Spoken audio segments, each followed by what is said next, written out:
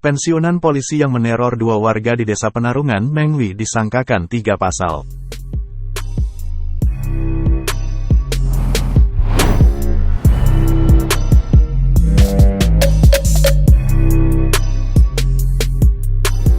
Pelaku yang meneror dua warga di Desa Penarungan, yakni Ketut Asa 63 tahun sepertinya menyesali perbuatannya.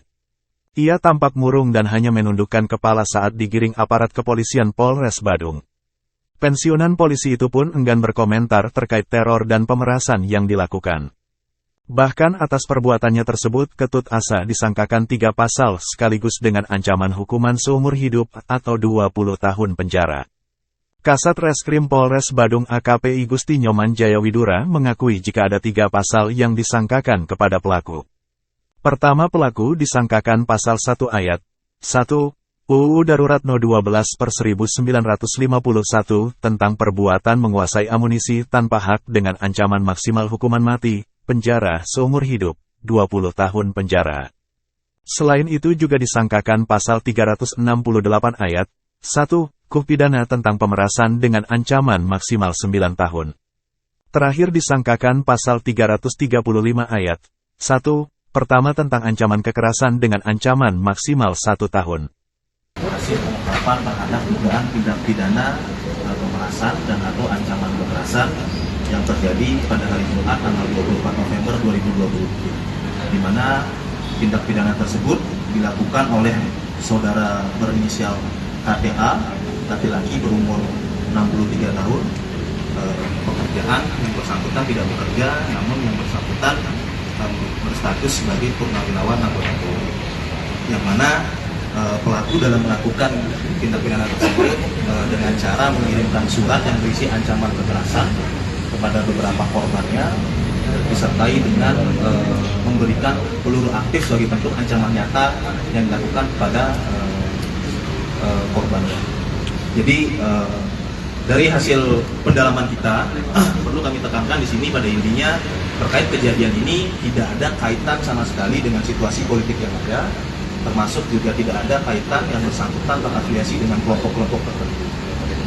Dapat kami sampaikan untuk pelaku sendiri di sini kami persangkakan terkait dengan tindak pidana menguasai senjata atau amunisi tanpa hak sebagaimana dimaksud dalam pasal 1 ayat 1 Undang-Undang Darurat Nomor 12 Tahun 1951. Kami lapis juga dengan tindak pidana pemerasan sebagaimana dimaksud dalam pasal 368 ayat 1 KUH pidana, serta pasal 335 ayat 1 ke 1 tentang ancaman kekerasan, di mana untuk ancamannya sendiri maksimal kurang lebih untuk undang-undang darurat sendiri kurang lebih hukuman mati dan atau penjara seumur hidup dan atau hukuman paling maksimal 20 tahun.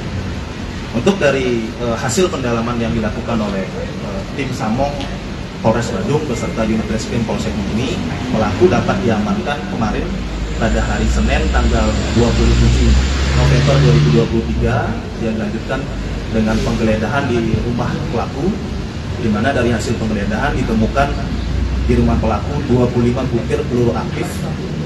Dapat kami rincikan diantaranya merupakan peluru kaliber 9 mili sejumlah 19 buah, kaliber 762 sejumlah 2 buah, kaliber 556 1 buah, dan kaliber 050 BMG sejumlah 3 buah.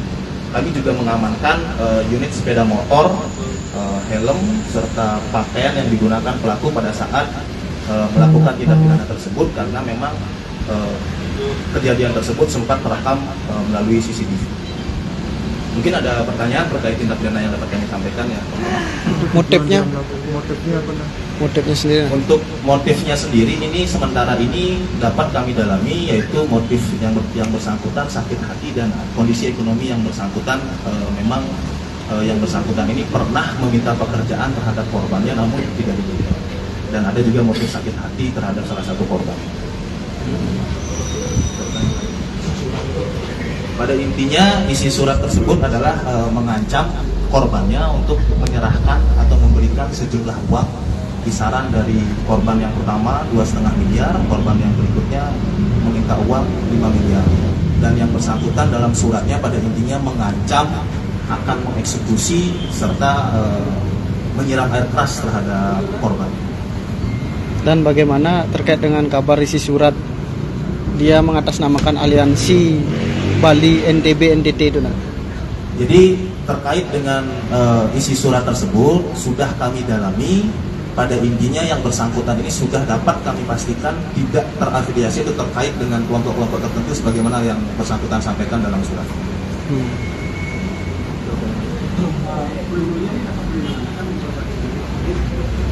Nah, untuk peluru yang kami amankan di rumah pelaku dari hasil penggeledahan dan berdasarkan pendalaman hasil penyidikan kita, untuk peluru tersebut pelaku dapatkan ketika pelaku masih berdinas aktif waktu itu di Sumba Barat.